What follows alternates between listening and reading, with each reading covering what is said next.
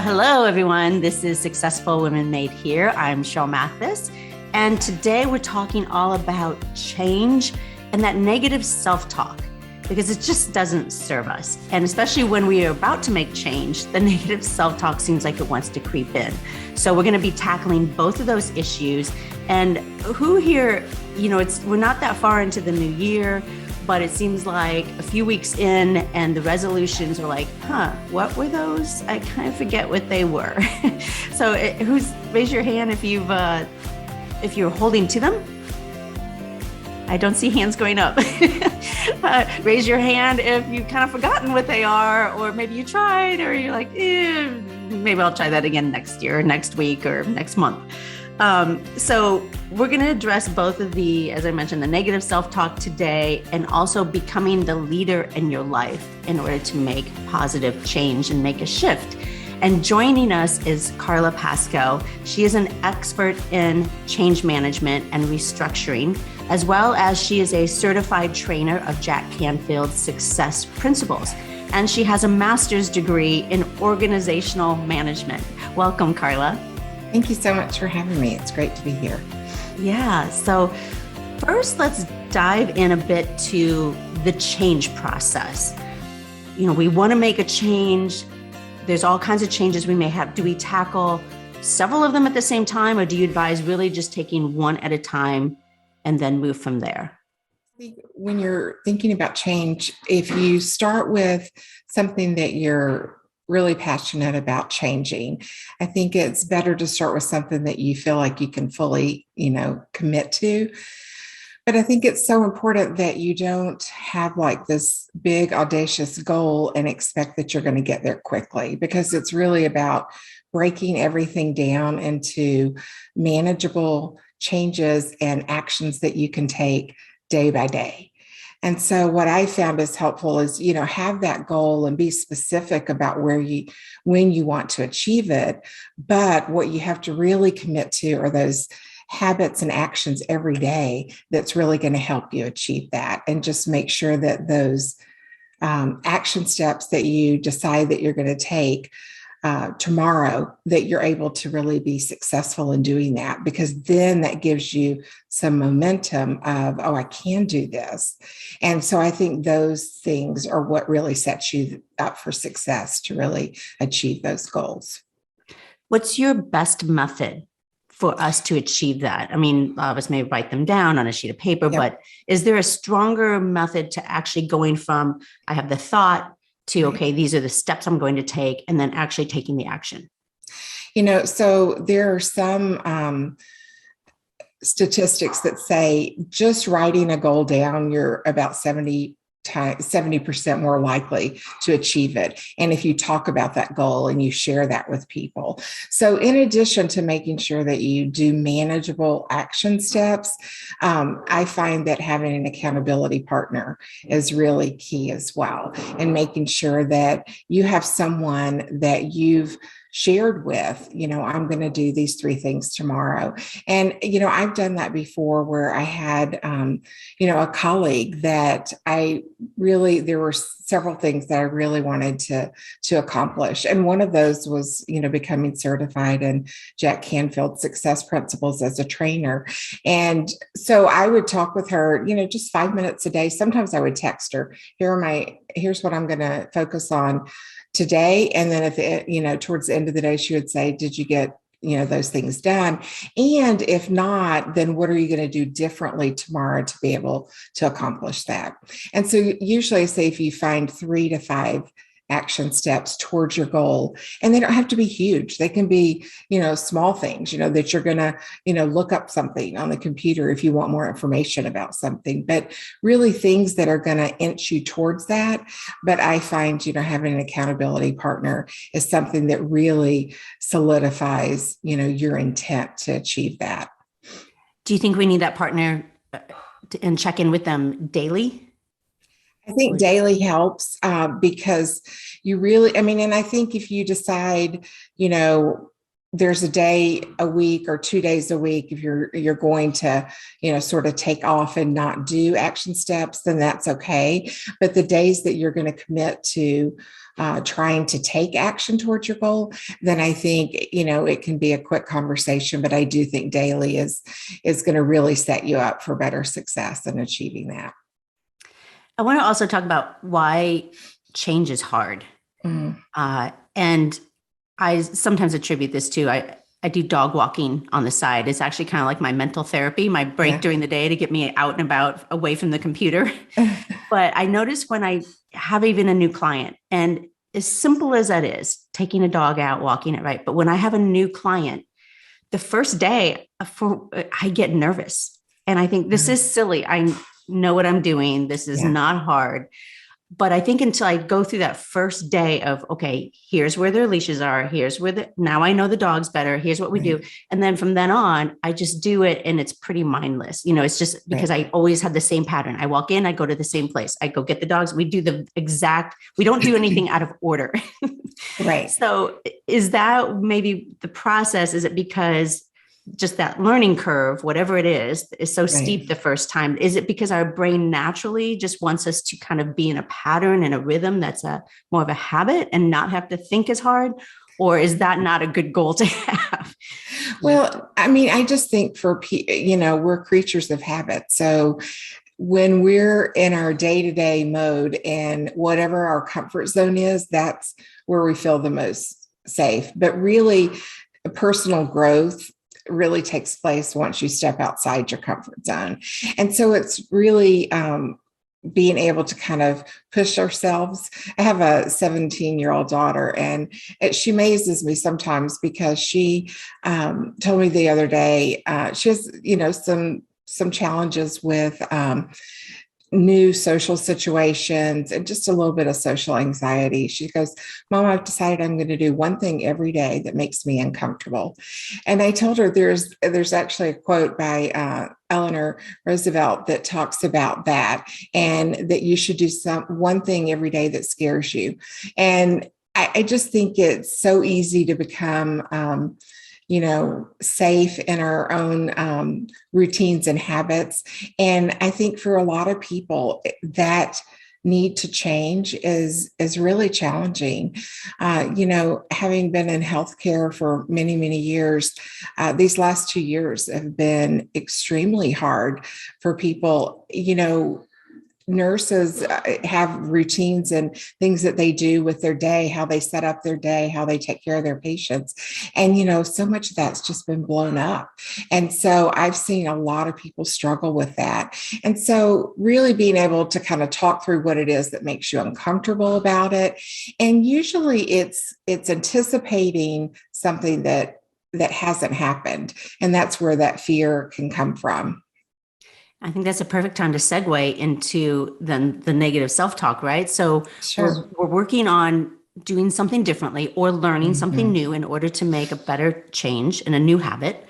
And then all those little gremlins seem like they sneak in. You even broke these down into 5 archetypes that do creep in and tend to self-sabotage, so that the more we can be aware of these, I imagine, right, then we know, I'm just guilt tripping. I need to stop that and move on. So I'll let you go ahead and address what these are so that we can maybe recognize if we have one or all of them.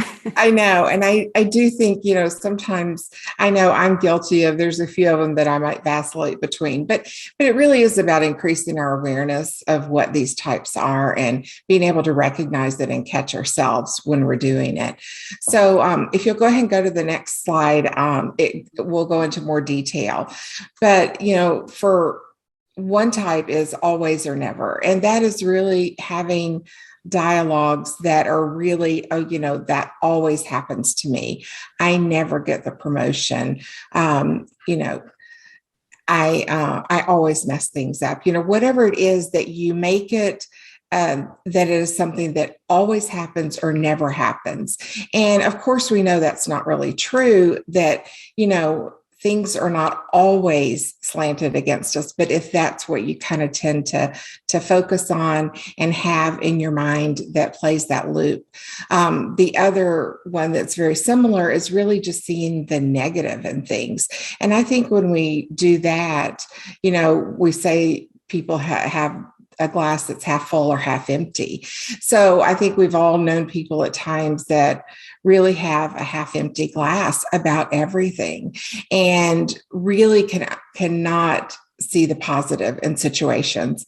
And even if you have people trying to point that out, but you just kind of go to the negative side all the time. I always say that. Would you even suggest just taking those words, trying to take them out of our vocabulary? Yes. If we catch ourselves saying, wait a minute. Yep. Yeah, right. Because there's just no way that's true, that things are always or never for you. And I think when you catch yourself saying things that are just seeing the negative, to really ask yourself, well, what's the other side of that? What else could that be? And that can be so draining if you've been around people that only see the negative. It's exhausting. And so, it's important to catch ourselves doing that because we don't want to be that dementor that sucks the life out of someone else. Right. But and instead of going to the negative force, if you do happen to say always, maybe it could be more to the positive side. I always figure things out. Right. So this time I will as well. It might take longer, but I always figure it out. So instead of trying to take those words to the negative, I'm just going to kind of even go back. So that was the first one up there on the top left, always or never. Right. And then touching on the next one that was focusing on the negative. If anyone's familiar with Abraham and Esther Hicks, she has a mantra that she always says, it's everything is always working out for me. And that she repeats so that if you're going to use always, use it in a positive sense. So that I like that saying too. Yeah. Yeah. Yeah. And always working out for me. Right. It may not be there yet, but things are always working out for me. And you may not know how it's going to work out, but that's just definitely a shift in if you're going to use an extreme of always and never, think of something that's a positive way that you can use that. I remember one day this is before GPS. I don't know how we survived before having our phones with GPS, but I was out on Long Island with a friend and we were going to someone's house, and some of those roads out there get very country-like. You wouldn't think so, but they become very woodsy and country. And we spent 30 minutes trying to figure out, and there was no place to pull over and stop. We could have just rung a doorbell, I guess, but it was dark and we're trying to just see our way and figure out which street is which. And then I remember she turned to me and she goes, "We're smart girls. We will figure this out." Right. And then we got there. And I thought that was probably the most reassuring thing that could have been said to me at that moment, because instead we could have gotten even more frantic and we could have been like, oh my God, we're so lost. I don't know where we are and how we're ever going to get back. And instead I was like, you know what? And I hear that same mantra sometimes in my mind when I get frustrated with something else. I'm like, wait a minute. She said I'm a smart girl. Like it almost had more value because she said it rather than even myself. She said, we're smart girls. We'll figure this out. Right. And even just that comment just had to have brought your anxiety level down completely. And gives you just that pause. And sometimes that's what we need because, another thing that Abraham and Esther Hicks talk about is, if you have a thought, whether it's positive or negative, for about 17 seconds, it's enough for another like thought to tag on to that. And so if you think about that, how quickly you've gained this momentum in a negative way, if the thought is a negative one. Spirals down a tube you don't want to go. Mm-hmm. Right. So that's not the kind of momentum that we want, right? The other one that I thought, was interesting when I first, heard about these types is the mind reading. And, that can be like, if you see a conversation, but you have this doubt about yourself or you have this, low self-worth, then, you're thinking, oh, I know they're talking about me. They just looked over here and I know they're talking about me. And then but we don't even stop there with making up the story in our head. We start playing out an argument that you're going to have with them. Well, I'm going to confront them and I'm going to say, I know you're talking about me. What are you saying? And, you just kind of go through all of this in your head when you don't even know if it's factual. So I think that is interesting, and how often we might do that we're not even aware that we're doing it. Yeah, great point. But I don't know if you have a turn to that, an alternative. What if they really are? Yeah. Well, and I think but generally the stories we make up are worse than the reality. Yeah. And so somebody could be talking about you, but it could be talking about the work that you've done, or, something positive, or not as negative and dark as what you assume. Right. But I think it's just, again, that you start thinking it, you think about it long enough that then another thought attaches, and then you've played out this big confrontation in your head about something that you don't even really know. Right. And that it could be much more positive and not definitely not just negative. Exactly. Okay. And really kind of just the point is, we don't know. We're making up the story, but we don't really know. We don't know what they're discussing. And you can ask, and think of ways that you can approach that before you kind of make up this entire story that may not be true at all. Yeah. I've given the analogy before too of Joel Osteen, a pastor down in Texas and on TV, but he was mentioning a story one time that when he overheard people talking, and he said, oh, I just assume they're saying nice things about me. Right. That they all like me. So I've always thought of that notion as well, that to assume more the positive than the negative. Yeah. And I don't remember who said it, but what's that quote? What you think about me is none of my business. And, that's good. And being able to kind of just say, whatever your thoughts are about me really are none of my business, and not giving any power to it in a way. Mm-hmm. So, all right. We'll go on to the next. Right. And then we have the catastrophic predicting. So this is really, I think with the pandemic and what we've been through the last 2 years, that creates a lot of fear for people, and just the uncertainty and the unknown, especially in the beginning. And so really just taking any situation and making it the most extreme that it could be. Like, I'm going to die of COVID. Everyone in my family is going to die, being, taking something that there might be a little knowledge about, but you really don't have enough facts to be assuming this catastrophic result that you've kind of made up in your head. And then the last one is guilt tripping.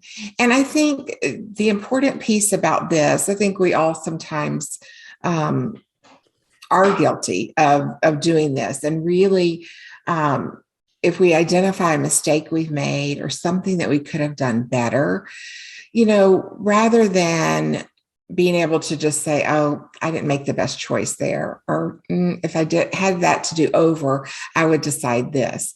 But what we do is then when we label ourselves as a bad person, or, we're a loser, like, oh, I made a bad decision again. I'm such a loser. I never can do things the right way. But rather than just accepting, I could have made a better choice and I will next time, but we stay stuck on it, and then we label ourselves. And that's really where the shame comes in. Brene Brown's work talks a lot about, feeling guilty about something, to being able to say, I made a mistake, rather than I'm this horrible person because I did that and I am a bad person, and really taking on that identity when it's, it's something that you can, feel a little bit of guilt about and say, I would do that different next time, but not being able to move off of that and then labeling yourself. Yeah. Yeah. The distinction between the person and the behavior. Yeah. Yeah. As you said, maybe it was I did something not that I'm not so proud of, versus, does not therefore make, I am a bad person. Exactly. the big difference between those two. All right. And then I know you also talk about some ways to improve on all those and Yeah, get and those these are gremlins out of our head. really, yeah, and these are things that you can do kind of quickly and in the moment, obviously, to really break a pattern of negative self-talk. Is going to be a daily practice of things that you can do. I think the first thing is really being aware of it, because I've seen quotes that we have 50 to 70,000 thoughts a day, which is just like, so hard to wrap your head around. But then I've heard that up to 80% of those are negative. And when you think about that, that's a lot of negative thoughts that we're having go on all day long. And so really to be able to catch it when you are feeling that way, and you notice those thoughts that are kind of on a loop. So obviously first thing is awareness. And Jack Canfield talks a lot about being able to kind of interrupt the thought. He even teaches a practice of, as soon as you say something in your head that was like, ooh, I shouldn't be saying that to myself, I shouldn't be so negative, to just say cancel out loud, so that you really are stopping yourself and interrupting that thought pattern. And just that acknowledgement sometimes can be enough to shift your thought. So that's one way. I think there's a lot of talk about gratitude, but it really is something that is so powerful in so many ways. But for someone that's having that negative conversation in their head, really to interrupt it by stopping to think of something that you're really grateful for, and think about something that evokes those positive feelings in you, whether it's, your children, your dogs. We've been talking about dogs this morning, and, all of those things that bring a smile to your face, and just pausing to really think about what you're grateful for, because you really cannot have negative and positive thoughts going on in your head at the same time. So anytime you find yourself going down that trail of, beating yourself up about something, just stop and think about what you're grateful for. We all have many things to be grateful for, but if you can really think about it, visualize it, and take on those good feelings that you have, then that really interrupts and shifts you from that negative loop that's playing. Yeah. And then the other one is really just, once you notice something, being able to kind of reclaim your power. And we do have control over what we think, what we say to ourselves, because obviously our feelings become our emotions and lead to our actions. So you want to stop something before it gets to actions that you're going to regret. And really being able to say, I have a choice about the thoughts that I'm thinking right now, and being more proactive about that.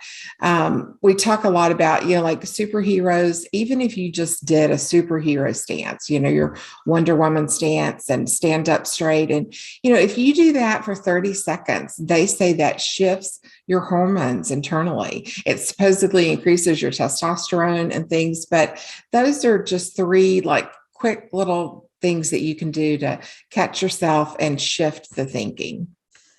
Yeah, it is amazing. I'm doing it right now, having my hands on my hips. I feel more empowered, stronger. You do. I especially love the topic too, when you talked about, the 50,000 to 70,000 or so thoughts that we have in a day. And I enjoy reading, especially about athletes and Olympians, and the mental toughness that they go through as well. And that is one of their primary aspects that they will do too with a coach, outside of just perfecting the skill that they are doing. It's the mental game, and it's reducing the number of thoughts. They have to just focus in on the task at hand and set such a goal of, and just keep saying, as you mentioned, whether it's a mantra, what have you, that this is what I'm doing, this is what I'm going to achieve. And then the imagery behind it, seeing themselves achieve it. Yeah. So, even for all of us, it's seeing what is my goal, and then seeing yourself being there and actually doing it. And then it reduces a lot of those thoughts, where they may have more 5 to 10,000 in a day compared to our 50 to 70. So we just have chaos going on at times. Right. And it's just this mental war game that we have. So to zone out much of the clutter or clear out a lot of the clutter and then just see ourselves achieving the goal that we really want to achieve. And it's having the passion, I think, also to really want to achieve that.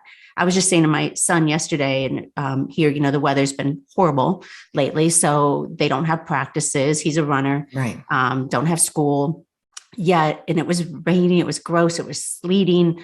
And I see him getting his gear on. And I said, "What are you doing?" He said, "I'm going out for my run." Okay. No one was making him. He could have easily said it's gross out today. We don't have practice. No, he still went. So it's always front of mind where the goal is and what it's going to take to achieve that goal. Right. And talking about athletes, I'm not going to remember who it is off the top of my head, but I know there's an Olympian that was on the men's gymnastic team, and he talks about that he played out his routine like tens of thousands of times in his head and seeing himself winning gold. And he ended up doing that, even overcoming injuries before the Olympics. But I think it is about that mental toughness and taking ownership of your thoughts and know that we have control over that. We may not have control over a pandemic and the things that are happening around us, but we always have control over our response and how we internalize that. Great. Thank you for that. So then my last question to you, Carla, is what does success mean to you? Just from a big picture perspective, if your values line up with what you're doing in all aspects of your life, whether it's professionally or personally, financially, all the different areas of our life that we have, if your values are lined up with the actions that you take in all of those areas, then I feel that's really when you can feel successful. And not that if they're not in one area and you need to focus on that and fix that, you can, but it at least helps you identify what is it that I need to focus on the most based on where my values are and how I'm showing up every day. So for success, what is your biggest value then? I think it's over the years, it's something that I've, really had to learn, but really putting myself on the list and making sure that I am not giving all of myself away, and that I'm making sure that I am not pouring from an empty cup. And I think that's been really hard. Many years in healthcare, you do tend to just give, and that really depletes you, and you don't serve the people around you as well as you can if you have an empty cup. And so it's something that's taken me many years to kind of realize. And so I do a lot of things that I feel like contribute to me being grounded day after day. And, meditation is one of those things that, I didn't have in my life, a long time ago. And it really helps you kind of start the day off right and to feel like you've allowed yourself to start off on the best foot that you can for the day. So I think that's really important to me. And that's something I've had to learn over time for sure. Wow. Well, thank you so much, Carla. This has been, yay. Thank you. The applause. Thank you. This has been very informative. All right. So now I'll go ahead and open up the floor here. If you want to either raise your hand or, and you can on mic if you have questions for Carla. While you guys are thinking about that too, I'm curious. So how long do you tend to meditate every day? And is it the very first thing you do? I know we're early for you this morning. You're in a different time zone than us. Did you even do it beforehand, or will you do it afterward? Yeah, no, I generally do it before I get out of bed, because I think it's so easy for all those to-do lists to start going through your head. Mm-hmm. And so don't even get up until I've meditated. Some mornings, like it was shorter this morning, it was just like 5 or 10 minutes. But some days, and it kind of depends, how I'm feeling, but it definitely can be longer, 20 to 30 minutes. And I've had days, that are stressful, and, I have to just pause in the middle of the day, even if it's just 5 minutes to, focus on my breathing or whatever that may be to shift the day a little bit. But so it varies, but it is something that I have been committed to doing every day because I started seeing, positive results from that. Great. Hi, who has a question?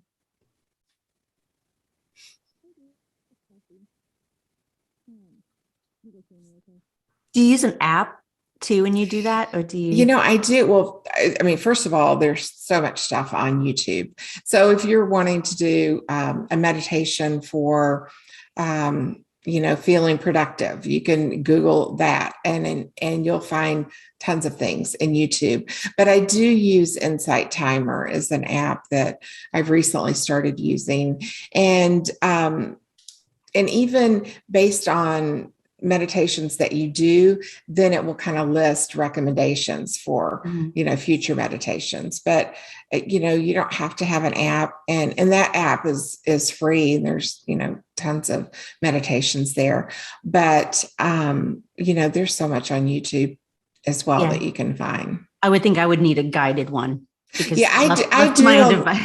Right. I do a lot of guided because, your mind wanders. And so for me, and I think that's why I like the Insight Timer, a lot of those meditations will start out guiding you. And then, the last 2-3 minutes, you're kind of on your own then, but it can be hard to just get right into it without the guided. So I definitely use those as well. Yeah. All right. And questions on changing habits, making new ones, leadership, better choices. Yeah. Hey, Tracy. Good to see you. Hi, good. I don't know if this is actually on change, but more along the lines of the thought. I really agree with this positive thinking and keep your thoughts positive, looking at the glass half full and such.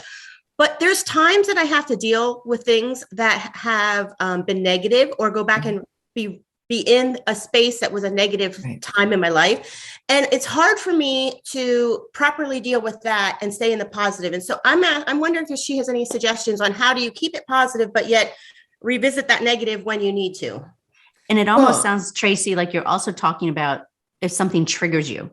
Well, right? I'll tell you exactly what I'm referencing. It might be but it could be for anything. But for me, I have gone in the last 2 years, I have gone through a divorce, and it's a very ugly divorce. And it requires me ongoing to reflect back to then to now in dealing with some things. And I in order to protect myself and move forward, I have to deal with those things. But in order to do that, it takes my mind back to a negative space where I'd rather keep forward and positive.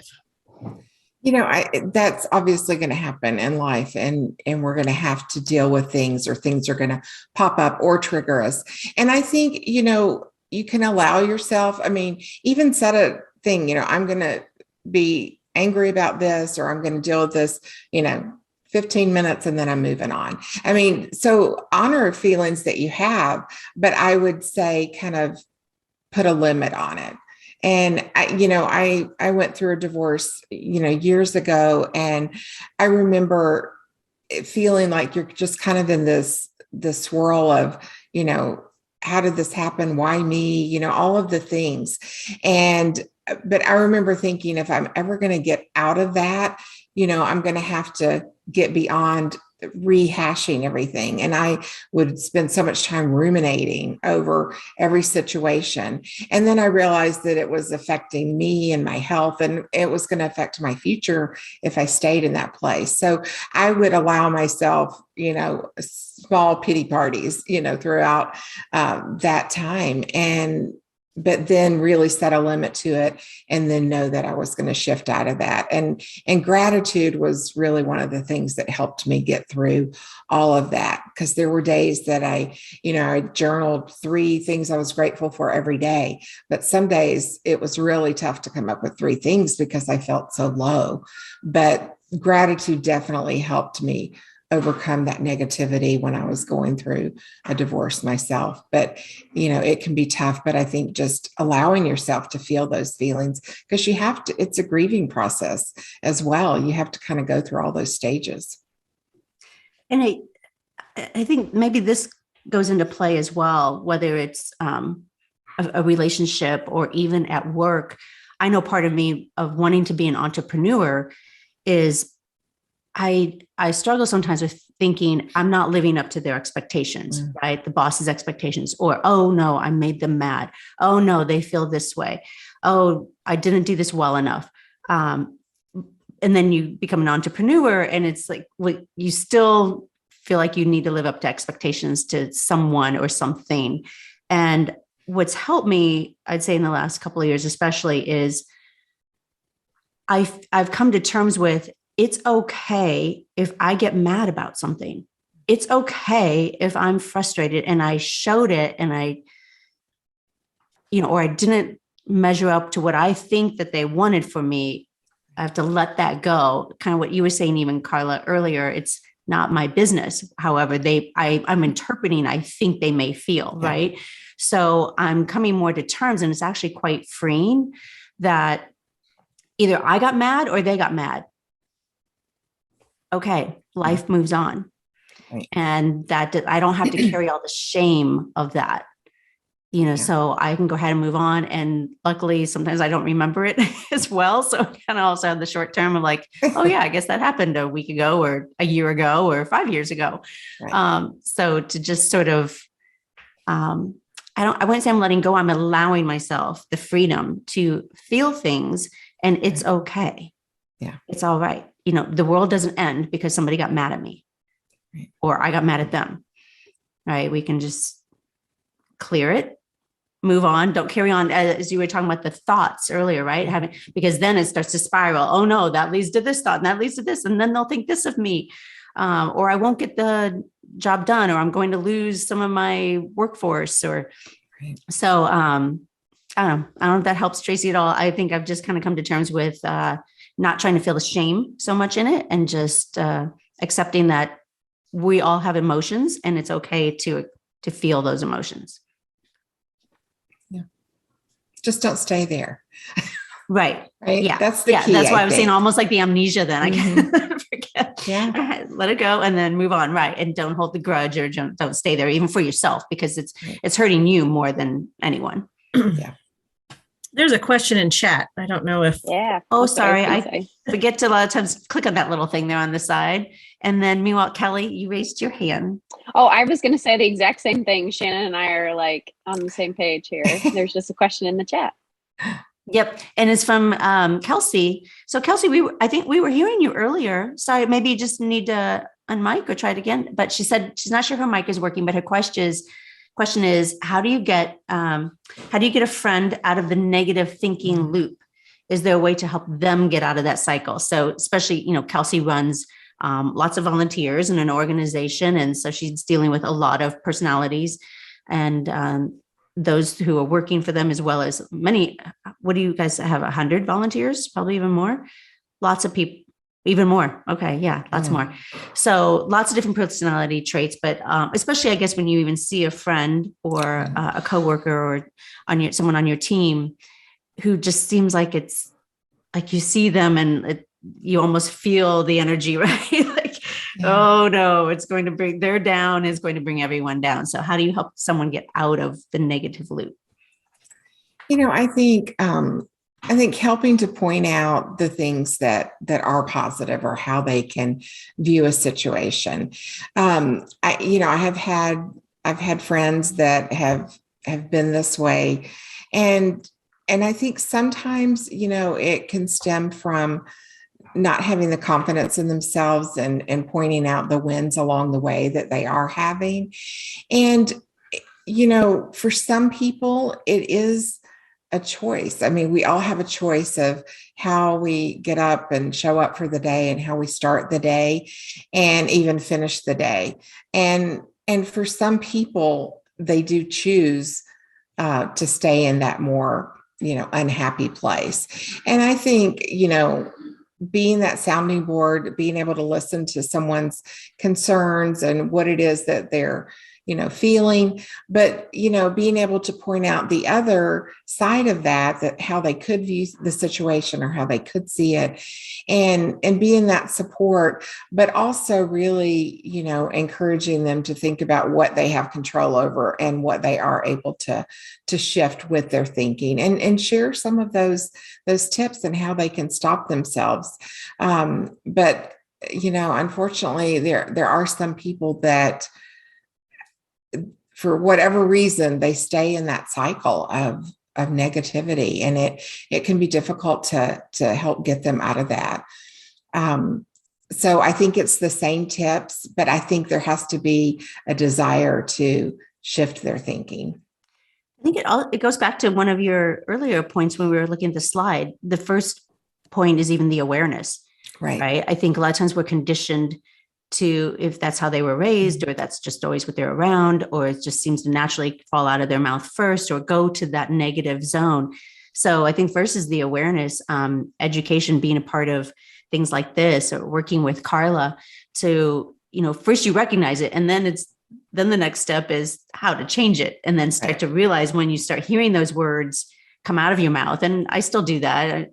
I'll hear something come out of my mouth and I'm thinking, why am I, I know better. Yeah. So it's just slowly, as you mentioned, making those incremental changes, and it does help it's amazing. It is how you really view something and look at it. I think the other piece too can be, if you hear someone, putting themselves down or having those negative thoughts out loud, and they're telling you how they, are a loser or whatever, and really trash talking themselves, and making sure that they are aware. I think, that's the first thing. But then also asking them, would you say that to a close friend? The things that you say to yourself and the things that you're thinking about yourself, would you say that to someone else? And usually, of course, they wouldn't. But some of those messages that we play over and over do stem from childhood. And you have to, dissect a little bit about where does it come from? And was there any truth to it when you heard it the first time, and then you took it on board and started playing it yourself in your head? So I think recognizing where it comes from sometimes can help. Shannon, you look like you had a question. I did. Yeah. Along those lines, I find that negativity can be contagious. Like, I don't see something negative sometimes, and so someone points it out, and I'm like, I don't want to see that.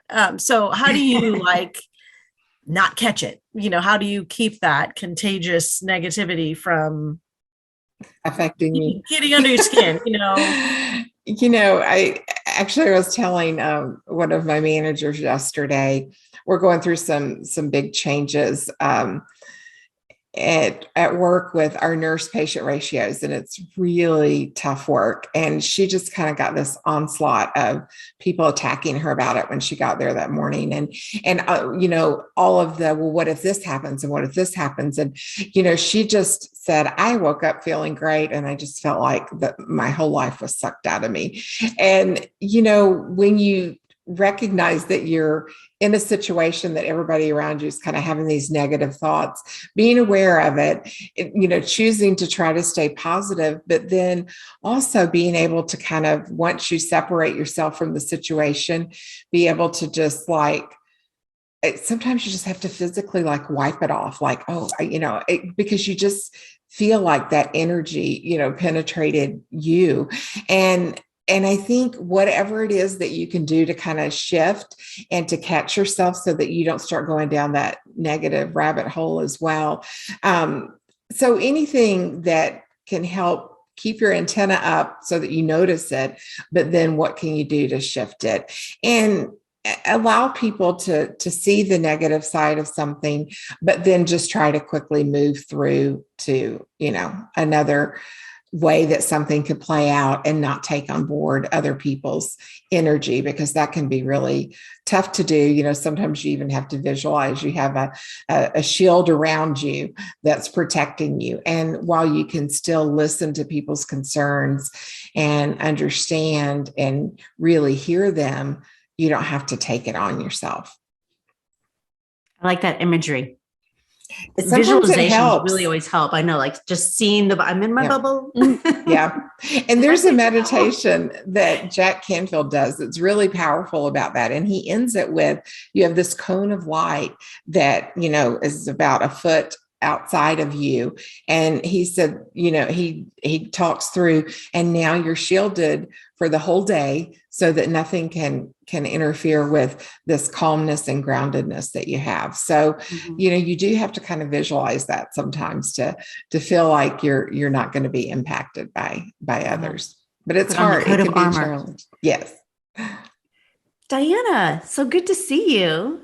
And got any thoughts and questions? I know Diana deals with a lot of kids in schools and faculty, as well as clients with skincare. So, I mean, there's a lot of things resonating with me on this, but I am one of those people who sometimes does that mind reading. I'm really good at it.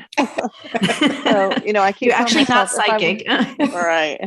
I always keep telling myself, if I could really read people's minds, I'd be making a lot more money than I am now. Right. So I'm not really reading their mind, but I always like, well, I'm sure they probably don't want to hear from me. And then I think, oh yeah, they do want to hear from me, because I like it when people reach out to me that I wasn't expecting to hear from. So I'm like, yeah, I think they do want to hear from me today.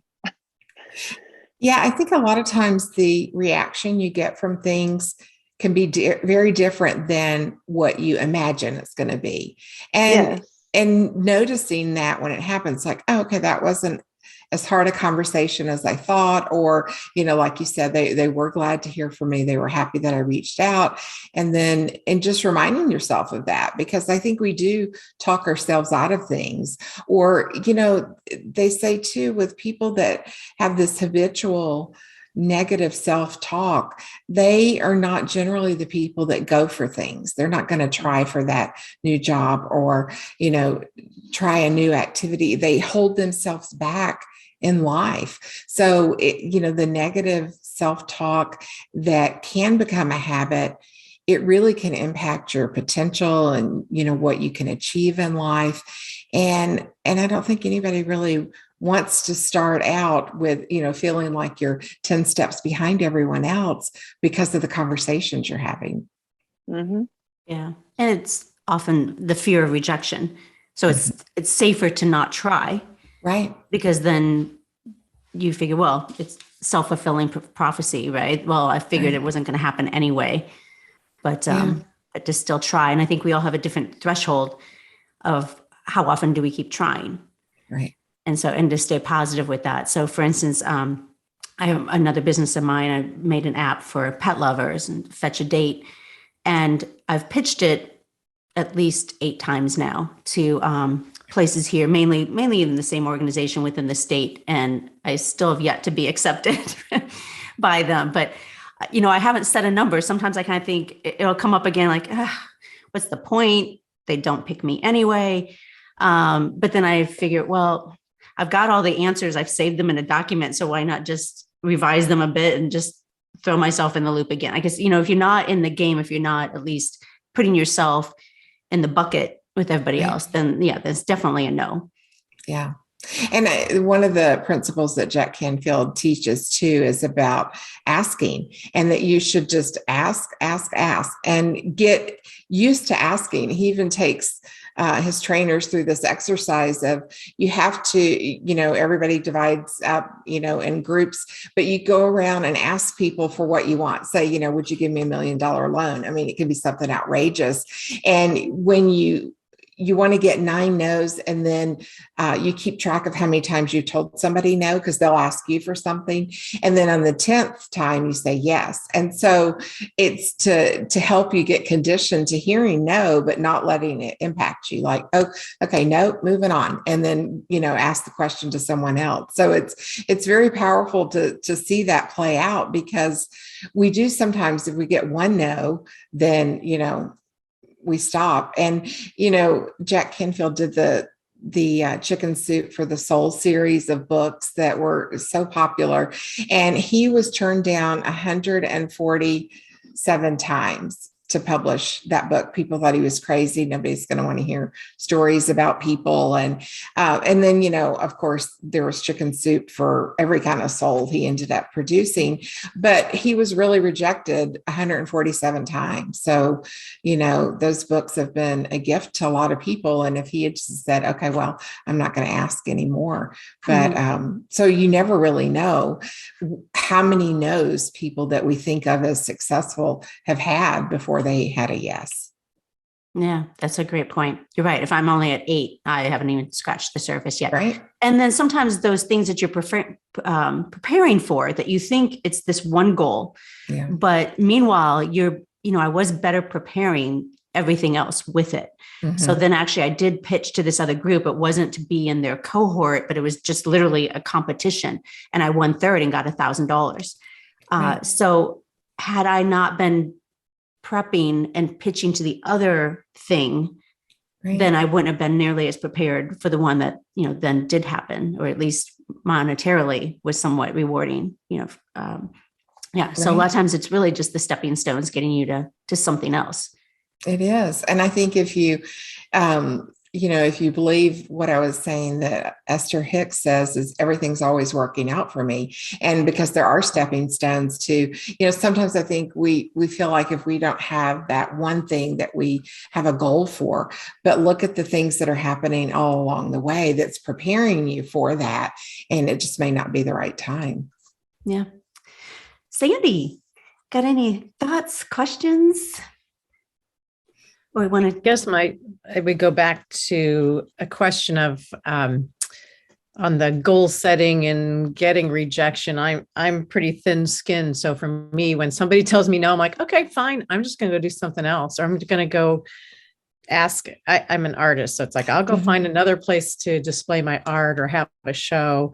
If I don't get accepted into a certain show or something, and I don't spend time, rehashing and trying to do the same thing over and over again. I look at it as maybe a pivot point to go do something else. But, with that being said, it does get back to a little bit of the negative self-talk, like, okay, why didn't they pick me? And why, but I've tried to just use that in a more, productive way and try to think of other avenues and stop going back to the same thing that everybody tells me, oh, you should try for this award or that with your artwork. And it's like, but it's, it doesn't sell painting. So I don't really care.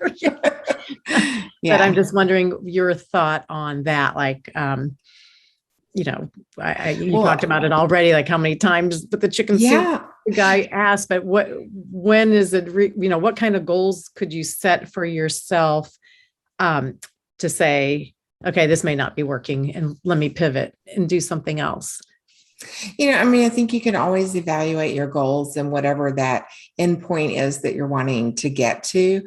But I think you have the right approach that if somebody says no, then you're going to ask someone else, and then just don't allow yourself to do the mind reading in between. Like, well, making up stories about why someone else said no, and really just kind of staying the course and being focused forward and not looking back. And I think, that definitely can help you. And then each time, that you get a no or you prepare for the next ask, we're always learning things as we go. And so think about what it is that you're doing differently and how that can really help you in the future. But, you can always reevaluate your goals and say, maybe that's a goal I need to park for a while and I need to focus on something different. So there's nothing wrong with that either. But just don't do it from a place of, unworthiness or not feeling like, that is attainable for you. I don't know if that helps. Yes, I think Thank you.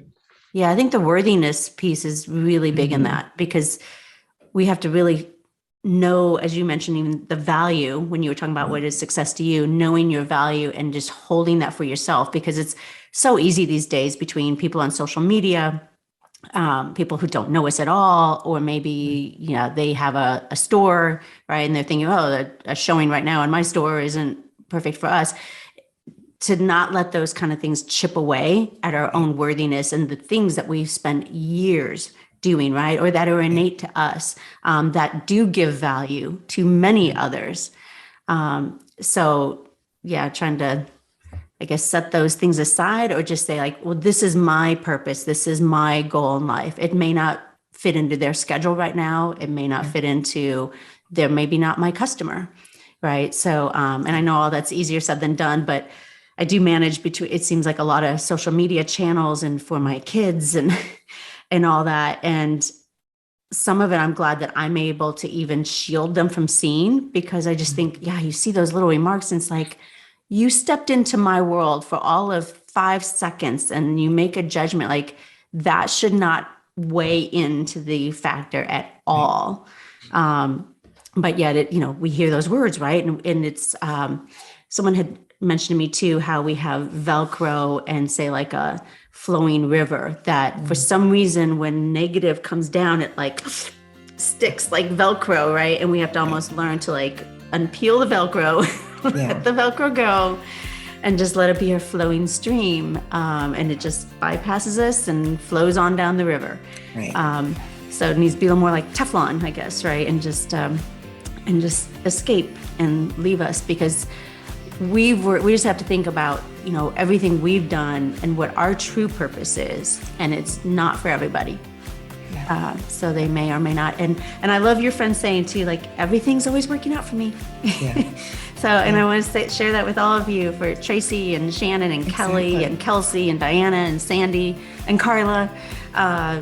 Everything's working out for you, for the good, and for your aligning and your purpose and what's of value to you. And you all are making an impact on the world, on your communities, and everyone here who's joined us today. I'm so inspired by all of you and what you're out there accomplishing and doing in the world. And so with that, we'll leave it with everything's working out for you.